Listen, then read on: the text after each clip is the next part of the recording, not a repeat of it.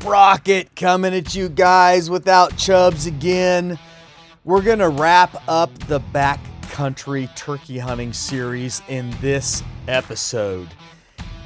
This will be way better if you can watch it on YouTube because you will capture the essence of the environment and our physical condition and just the overall enjoyment that we had during this experience. But if you can't, well, then just tune in on your radio and do it the old-fashioned way. We are not going to run our standard title sponsors either. So for this series, we had partnered with Sawyer water filters, and they are offering a free water filter system to one of our lucky listeners. How do you obtain that? Well, at some point during this episode, we'll take a break and I'm going to tell you how.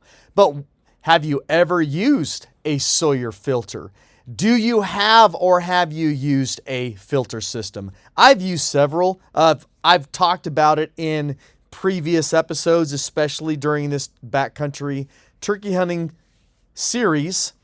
But Sawyer's my favorite. It's super compact, lightweight. It works almost flawlessly. I've had almost pretty much no issues with mine. The only time I kind of have a problem with mine is when I pull it out of a container after it's been sitting for several months during the off season. I have to back flush it and get the filters wet, and it just starts filtering water all over again. I love it. So highly recommend Sawyer water filter. East Coast Nick used one for the first time over our scouting and hunting trip. He is a huge fan now. And they do, if you're not aware of this, I didn't know this until recently. In fact, East Coast Nick found it and sent me some YouTube videos. Sawyer works internationally in third world countries, and they send like large filter kits, and they filter and provide water for folks that are needy in third world countries. Finding that out makes me even happier that I enjoy and support and use Sawyer filtering products. Highly recommend that all of you do as well. But again, listen through this episode, and at some point in time, we're going to give you the deets on how you can win a free one. So with that said, East Coast Nick and I did not fill a tag. We had several very, very close calls. We had a great time. This is a solid episode, and I hope you enjoy it almost as much as we enjoyed being out there doing it and recording it. So without further ado, let's go ahead and bust into this episode 3 of the Backcountry Turkey Hunting Adventure with East Coast Nick and Sprocket.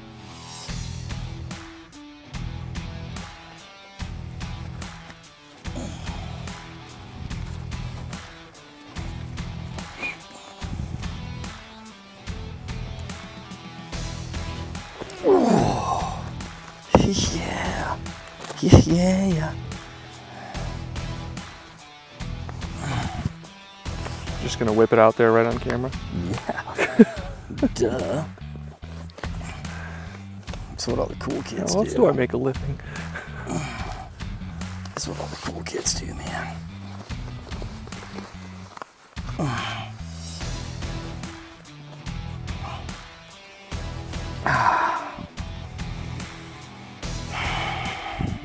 You ready?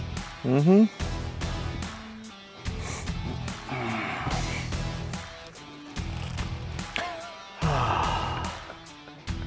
Couldn't leave the worms down, could you? No, man. Trolleys are pure enjoyment for me when I'm doing stuff like this. Fair enough. I think you earned them today and yesterday. Yesterday more than today. Yeah. So if you my output yesterday in miles and pack load earned trolleys yesterday. My calling technique today earned me trolleys. It was impressive. You were beat by the real thing, though. For a short period of time. Yes. short period of time. No, today was amazing. Today was a show that, for a first turkey hunt, to just put it out there, 2 days, no luck yet. Today was a crazy last hour and a half. And a really crazy last 30 minutes. Well, actually, yeah, hour and a half, hour and 45 minutes. You're right. Yep. So, yeah, so Aaron, we heard a tom way down the bottom. We went down, looking around the setup, and that thing fired off, what, maybe 100 yards down below us? Maybe. Right off the step. It was that picture perfect. You scan an area before you call so that you know where you're going to sit in case something fires off in close range. And that's exactly what we did. And I ripped a call and he cranked off. Right there. Yes.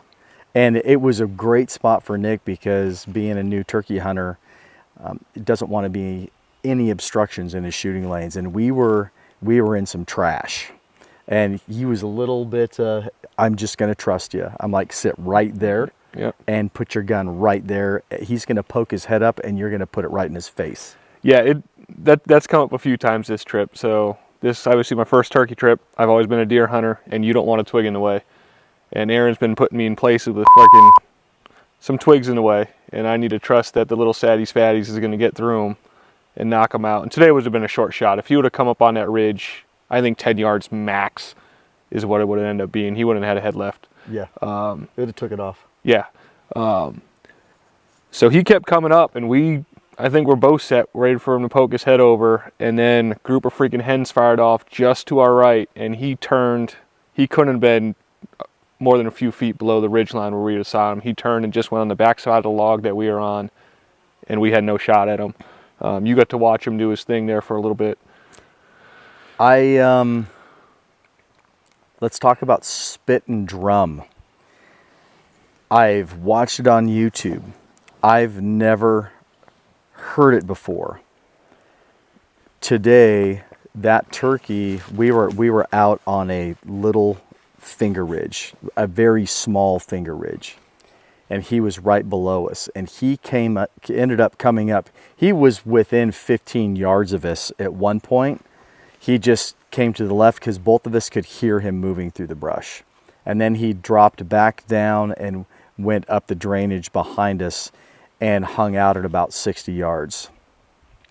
I was able to turn around and I had a 60-yard shot on that bird. I'm shooting a 20 gauge with a Jeb's choke, Saddies Fatties, 2 3/4 inch, number 9, 1 5 ounce. I've patterned my gun out to 50 yards, and at 50 yards, I had 22 pellets in the head and the neck. That's a clear, unobstructed shot, and I had brush in between me and that bird, so I passed. I thought for me, it was ethical. And he would have been the biggest turkey that I've ever shot. At 60 yards without my glasses on, I could see his beard dragging in the leaves. He was a big, big bird, but he hung out there for probably 15 minutes. It seemed like an hour to me, because I could hear him, I couldn't see him. It was about 15 minutes, but as he was down on the opposite side of us where we couldn't see him, the spit and drum was strong with that bird, non-stop. And it was great. I'll go into a story from yesterday, but hearing that and hearing it so close, that I've never heard a Merriam do that or a Rio do it. And I know they all do it, but where I hunted in Washington, I never heard a bird spit and drum. You hear them gobble and they come in and you put some pellets in them. Hunting out on Southern Maryland and the Eastern Shore, I've never heard the bird spit and drum. Up here, they are doing it a lot. So that bird was up behind us, and he hung out for probably 15 minutes, and he put on an incredible show. We had live hens up above us. We found their nesting area. And a couple of times, he turned in our direction, started coming, and then he would walk back to where he was. He basically established a little bit of a strut zone there and was putting on a show for me, trying to pull me over, and obviously we were going to come. So he ended up going up over the knob, and we grouped up and made a decision, and we marked our packs, grabbed our shotguns, and we used terrain features to navigate back up the hill behind us. When I say hill, the mountain. And we got set up, and he gobbled several times as we were moving up to try to get back up above him. Hens were firing off, and things just didn't come together. And it was 11:15, 11:20, about that. Yep. and shooting ends at noon. And we're standing there looking at each other, and I said, all right, we're going to come back here tomorrow. We have roughly 30 minutes of hunting, and I think we should stop pushing this bird. And we know there's hens up here. Let's stop what we're doing, go back down to the packs, and we'll drop back down into the valley and go to camp, and we'll come back up here first thing in the morning. And another tom fired off. He was a second tom, and hens were coming up out of the valley at us, and they were within 100 yards. Yeah, and if you want to talk about timing, you had mentioned that, and it wasn't, I think, within 3 seconds, and that bird lit off, and I just looked at you and said, nope. And we tuckered back down again, and that's when the show kind of started at the end. And again, you know, using your immediate environment, we had been using terrain features and deadfall to keep line of sight away from those birds as we were moving up and trying to get back up above them. And we had been standing behind tree trunks and some deadfall on my last call to the tom that was above us. And that's where we were standing when I said, hey, I think we should probably just bug out, drop down on the bottom and go. And the bird below us fired off, and we literally crawled over the deadfall and just sat down on the ground. Yep. And he had hens with him, pulled one hen within 10 yards of us. That's the closest Nick has ever been to a turkey. And she saw something she didn't like, Yep. and started putting, and she did a half moon out in front of us and came up back behind us, headed up towards where we figure their nesting area is. And that tom stayed just over the contour line in front of us, easily less than 50 yards. Firing off the whole time. For probably 25 minutes straight, he fired off and spit and drum. It was constant. Again, great experience for me, because I've never heard a turkey spit and drum before in the wild. And I don't know if I'll ever hear birds spit and drum the way that they did today. It was nuts. Now, yesterday, we can talk about yesterday real quick before we talk about the entire day yesterday. But we were at the head of the canyon that we're camped in right now. And we did a last ditch setup. We had an hour and 15 minutes, hour and 30 minutes tops of hunting time left. We were all the way at the top of the canyon. And I said, this is a pretty area. There is some turkey sign here. It was a hub, great deer hub. I said, we're gonna sit right here. Put the decoys out, sat down, got comfortable, and called off and on for about an hour and a half. I was sitting there the entire time wondering why I heard the sound of somebody shutting their car door often over and over and over. And when I say shutting their car door, meaning imagine yourself, and for those out there that have heard a turkey spit and drum, I think you're going to understand my analogy. You're in your home, and maybe the neighbor across the street or a house or two down the street shuts their car door, and you hear that thump. And I kept hearing that over and over and over. And there was a hen up behind us, and we went at it for probably 30 minutes. Yeah, you guys were going back and forth for a while. That was another cool experience, just to sit there and you yell at her. She was giving it right back to you the whole time. It was really trying to get her fired up to bring her down to us. And a couple of times it sounded like her distance was closing, and then she would just go right back to where she was. But I kept hearing that that sound. Now after today, I know for a fact there was a Tom up there with her, and he was giving it the old spit and drum. He never gobbled. Nope. It was just straight spit and drum. It was cool. And some of you that listen to this podcast, if you don't listen to Fueled by the Outdoors, I recommend that you do. It's a great podcast. And Chris Leppard is one of the founders and co-hosts of the Fueled by the Outdoors podcast. And Chris talks about he can't hear that tone. So he's never heard a turkey spit and drum. And Nick, unfortunately, suffers from the same problem. He's got Leopard syndrome. So plus I wear hearing aids, and I can put them in an outdoor setting and crank those things up, and I can have a little equalizer on there. So I also have I have ear prosthetics as well, and I can crank those things up and just sit there and listen to those turkeys spit and drum over and over and over and over. And so that was our day. Today was a crazy, crazy day. And said, listen to you call and switch up the calls.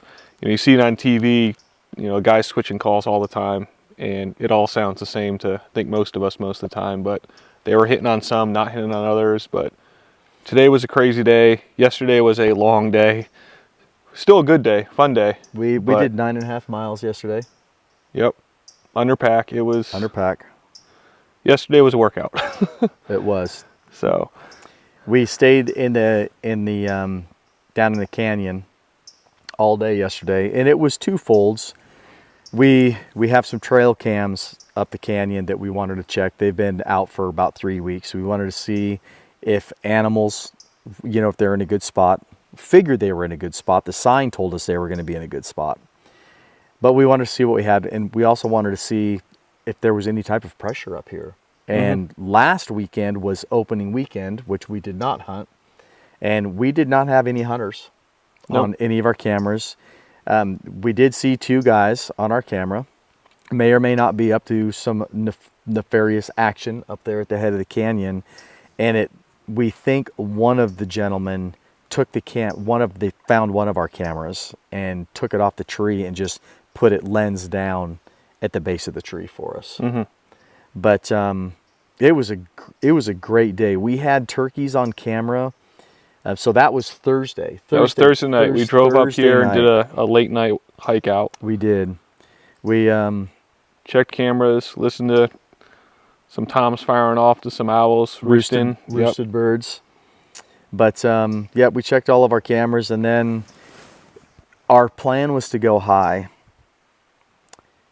But after looking at our trail cams, there's a group, a bachelor group up this canyon, this leg of the canyon. There's one really, really nice tom and 5 jakes running together.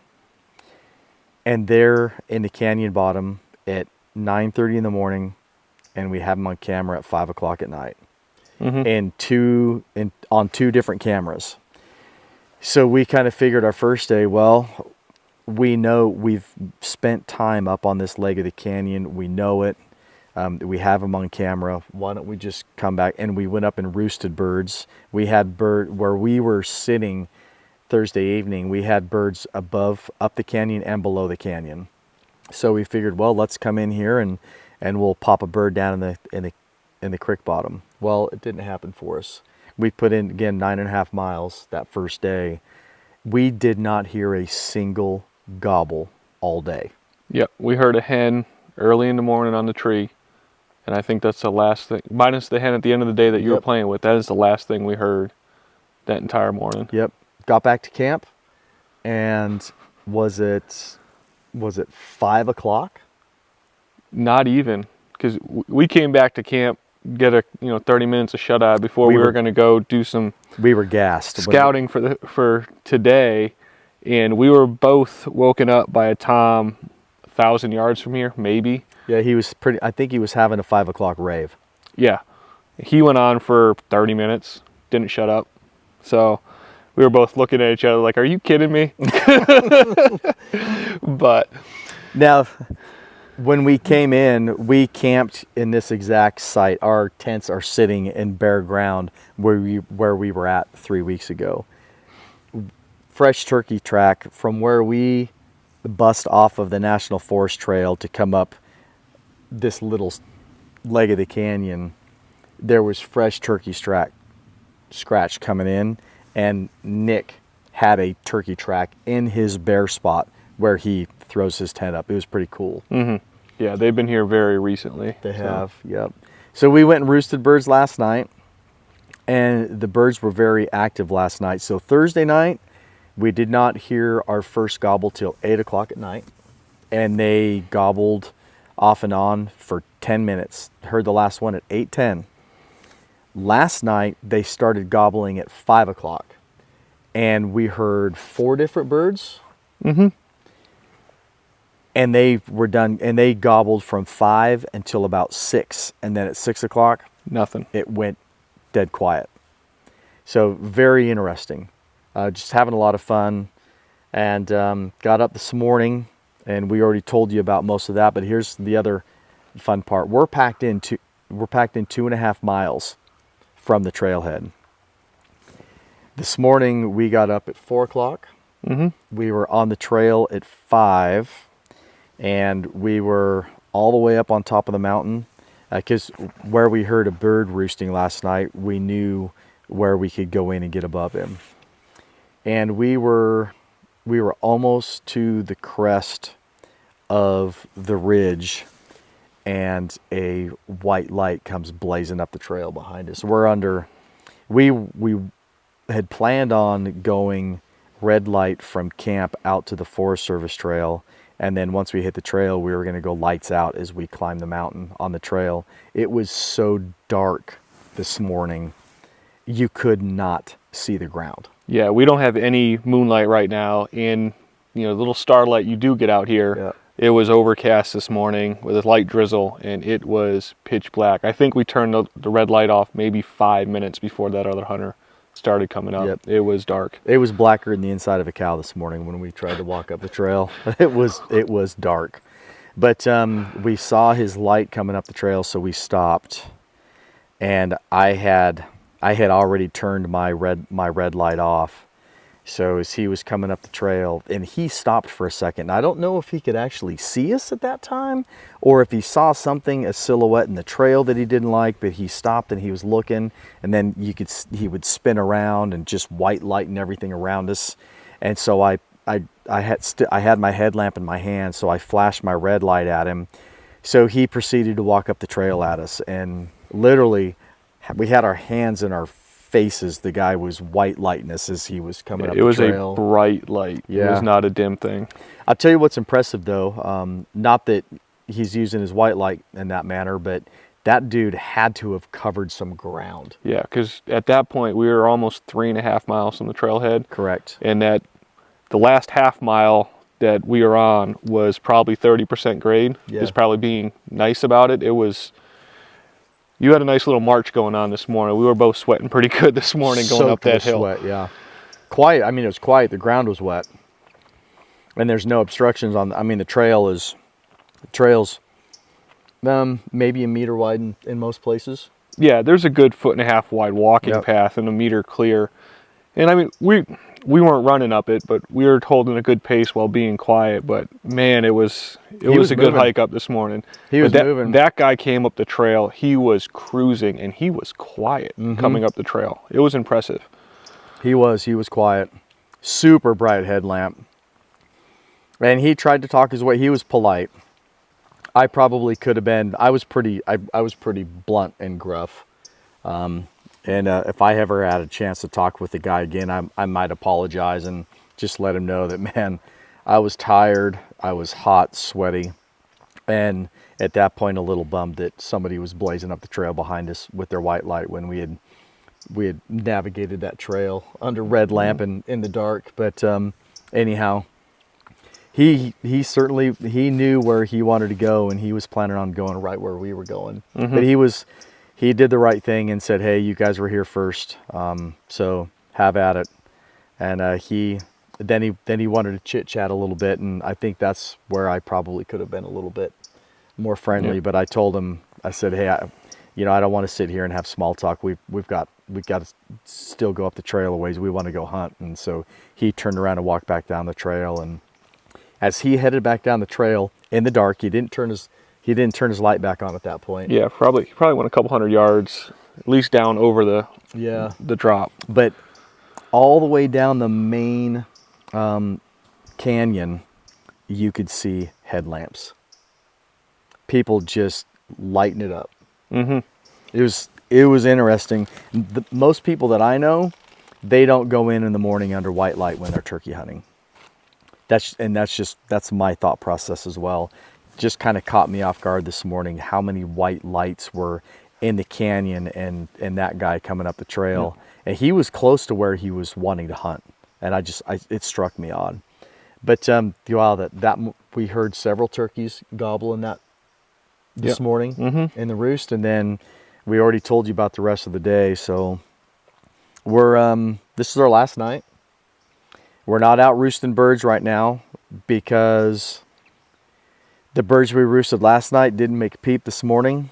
We found their nesting area, and pretty certain that we're going to go back out there in the morning, and we're going to set up first thing in the morning, probably have a quiet morning, and then between 9:30 and 10 o'clock, the magic is going to happen, and we will be in a perfect position, knowing where all those birds came up out of the leg of the canyon that they're on, where they were coming up into that bedding area in the afternoon.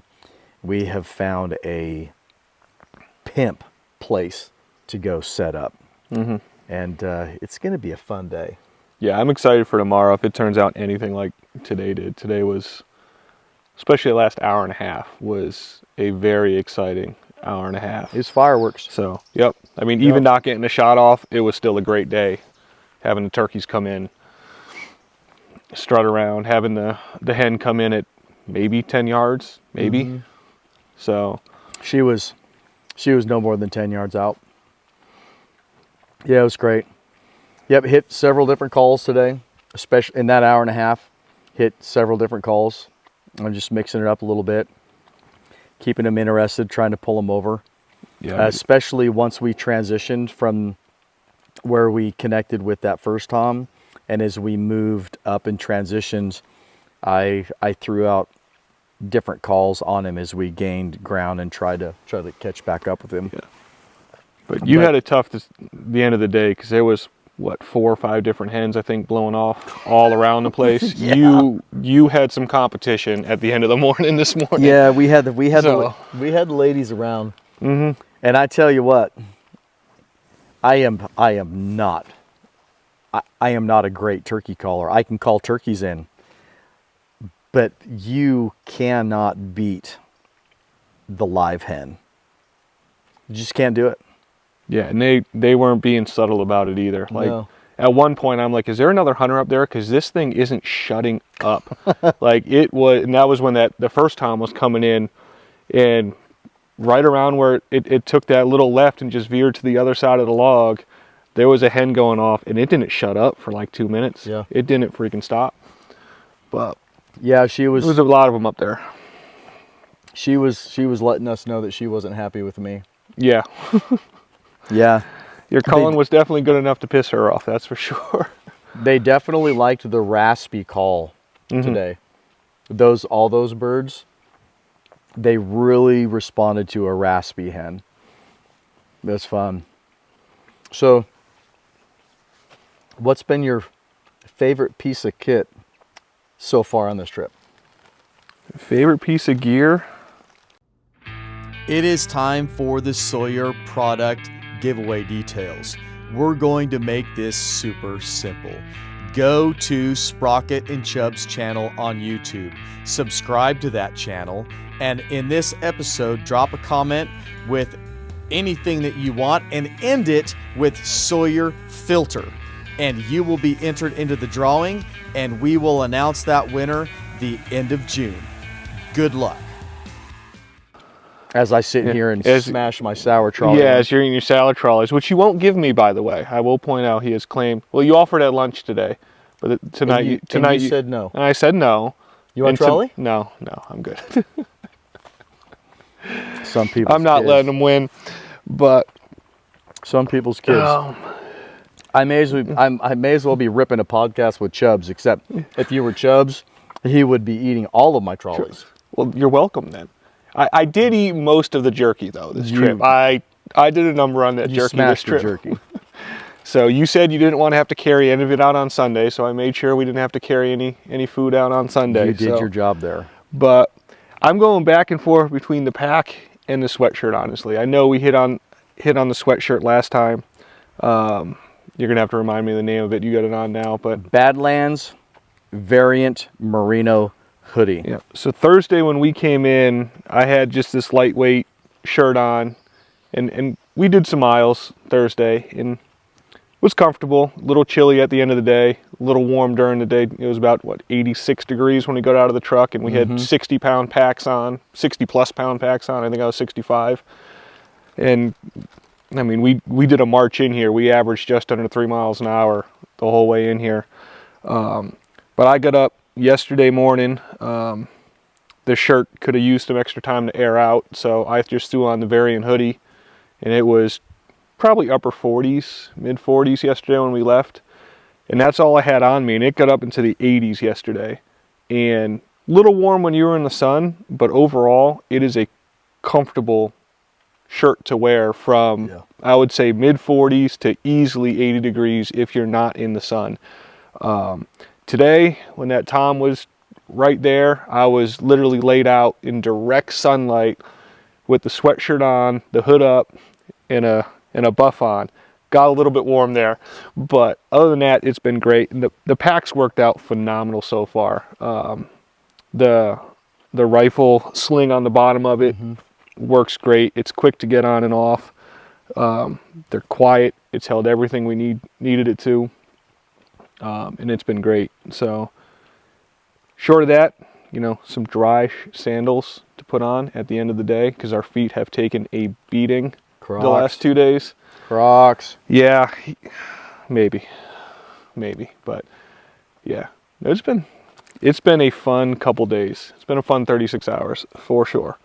Tomorrow has great potential.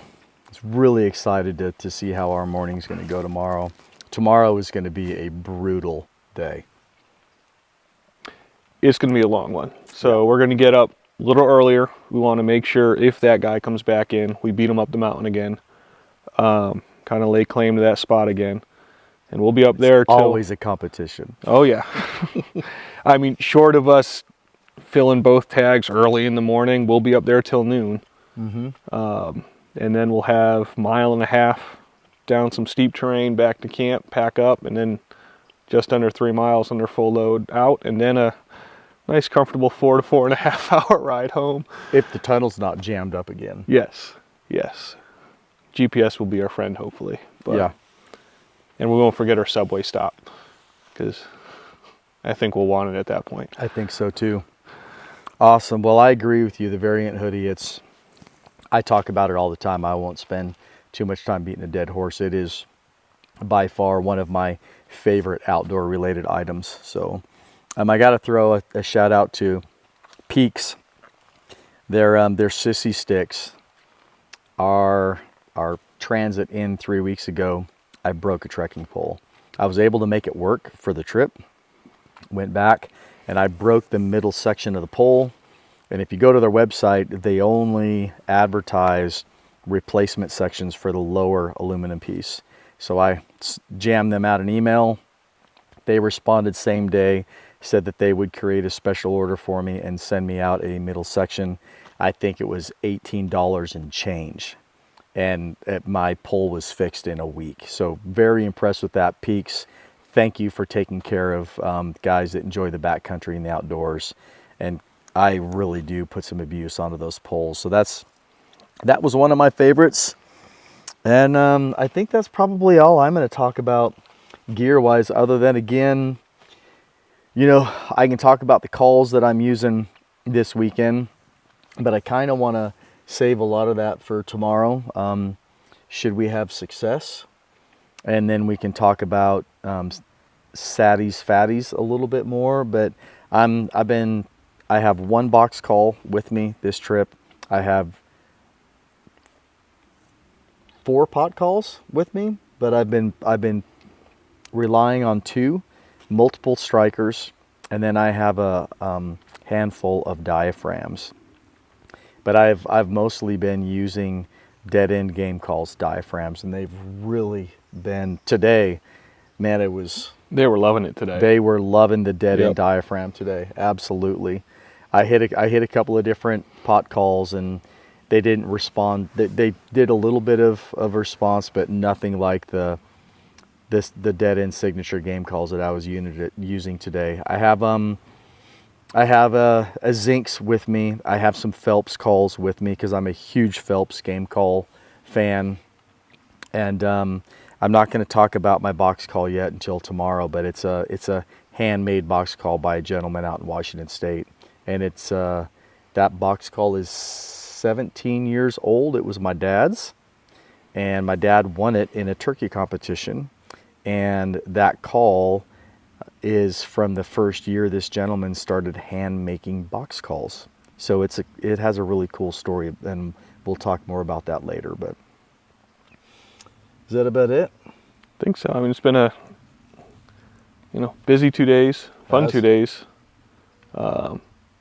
I'm excited to see if those birds decide to sound off again, because from camp we should be able to hear them up on the ridge we were on today. It's not too far away. Yep. So be nice to listen to that before we get crawling to the sacks for the last night. So it was a great lesson for Nick. Today we heard a lot of birds last night. Mm-hmm. So we heard the bird that was right here in camp, and then we went down into the other leg of the canyon, heard 4 other birds, and they were cranking off last night. This morning, up where we went, dead quiet. We heard 2 or 3 different birds further down in the main portion of the canyon, but it's just a great lesson that just because you hear a bird firing off at night in a roost doesn't mean that you're going to hear him in the morning. And that's exactly what happened to us today. We got up on top of the ridge and it was dead quiet up there. Yeah, we could not buy a response this morning until right around 10 o'clock, 10:30 is when we got that first one. So and that was the theme. I mean, the cameras we got, all the birds are in there, 9:30, 10:30, and then we were scouting the other week. It was 10 o'clock when they lit off. Mm-hmm. So seems like they like to get up a little later here. So it's interesting. I don't need to drag this podcast out. It's 20 to 8 and I want to make a cup of tea, some sleepy time tea before we call it a night. Oh, we were going to make potatoes too. We were going to have potatoes. We might have some mashed potatoes too. Where are they? They're right here. We've enjoyed our meal since we got back this afternoon. I just totally got sidetracked on what I was going to talk about. Potatoes. Well, before that. God. Totally. Sorry. I just got sidetracked by Idaho and spuds. This is a game changer when you're backpacking. Just a little bit of an additive to your food selection. Mm-hmm. And there's 2 ways to eat a bag of instant potatoes when you're in the backcountry. You either graciously share with whoever you're with, or you just eat the entire bag. I will point out I have shared. You have? All 3 times, I believe. 2 times. Twice last trip. No, we only ate once last trip. This will be the 3rd bag. Yep. And I'm sharing. And I'm very, very thankful for that. Yes. As you should be. So, I got completely sidetracked on what we were going to talk about. So anyhow, all right. Yeah. Is that it? Think so. Have a cup of tea, get to sleep, get up dark and early, get back on the trail. So we're going to say